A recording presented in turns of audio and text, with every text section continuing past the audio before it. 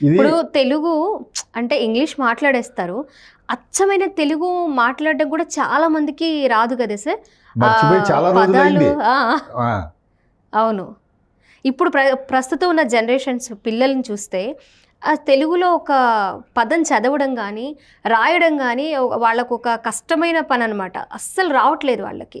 అది ఏ రకంగా వాళ్ళ మీద ఫ్యూచర్లో ఏమైనా ప్రభావం పడే అవకాశాలు కానీ వాళ్ళు కోల్పోయే అంశం గురించి మనం మాట్లాడుకోవాలి సార్ ఖచ్చితంగా.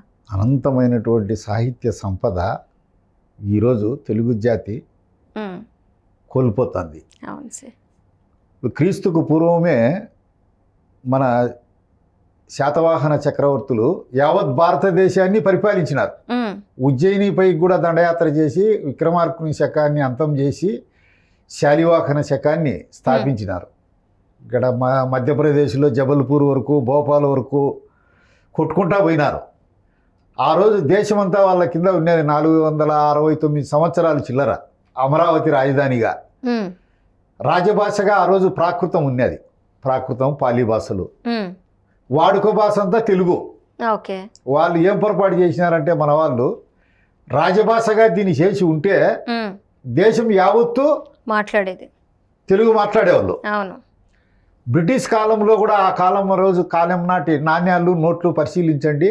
ఇంగ్లీషు తర్వాత ప్రతి నాణ్యం మీద తెలుగు అక్షరాలే ఉంటాయి, వేరే ఉండవు. మనకు స్వాతంత్రం వచ్చిన తర్వాత ఈ దేశంలో రాజభాషగా హిందీని పెట్టాలన్నా తెలుగును పెట్టాలన్నా అన్నప్పుడు రెండు దాంట్లకు భాషలకు పోటీ పెట్టినారు ఏది రాజభాషగా ఉండాలని. హిందీ భాషతో పాటు సమానంగా ఓట్లు వచ్చాయి. తెలుగు కూడా.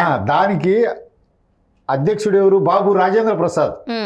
ఆయన ఏం చేసినాడంటే హిందీ వాడు కాబట్టి హిందీ భాష అభిమానంతో తన ఓటు హిందీకేసి ఒక్క ఓటుతో నెగ్గించినాడు.